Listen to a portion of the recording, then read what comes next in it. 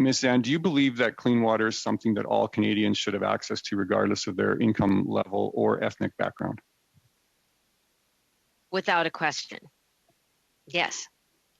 Okay, great. And of course, earlier this year, the Auditor General released his report on drinking water communities, and the findings were that Indigenous Services Canada did not meet its commitment to eliminate long-term drinking water advisories in First Nations communities, and deficiencies for some water systems had not been addressed.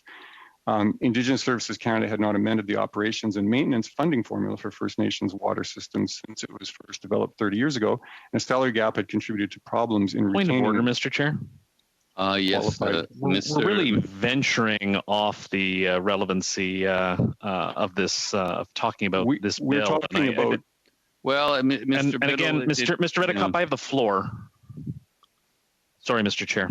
Yeah, no, I go ahead, Mr. Biddle. I think I see where you're going with this, but unless there's a real tie back here to the bill in question, I know Mr. Albus did that at the start, but unless there's a tie back to this bill, we seem to just be really avoiding the relevancy, which is the bill at hand, which I think Mr. Redekop should really point of order, Mr. Chair. Just I'd like to add to the point on relevancy. Sure. The member herself raised it in her opening statements about clean air and clean water. No, thank you, Mr. Chair. I understand how the Liberals do not like to hear these things, but it is the truth. And of course, I would suggest that we've already, through testimony, heard that the Indigenous communities are one of the main ones targeted by this legislation. And also clean air, clean water are the primary things we're talking about with environmental things.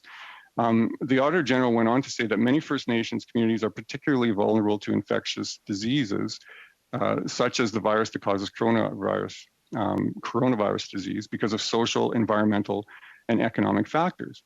So I guess my question is, the government, the Liberal Party government, has completely failed to keep the environment clean on First Nations reserves. How do you think that this will change if this legislation happens to get passed? Thank you, Mr. Redekop. Thank you to my colleague. I want to say, first of all, I know that Saskatoon is very fortunate to be situated on the South Saskatchewan River, and so there's a plentiful supply of water there. But the problem with the First Nations water did not start with this government.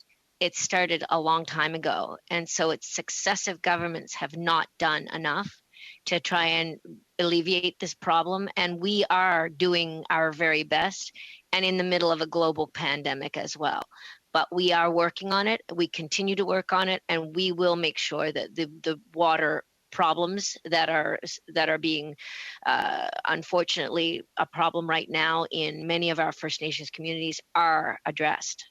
Well, certainly the pandemic has been an issue for the last year, but for the first 4.5 years, there was no pandemic, and there was lots of opportunities to get this done.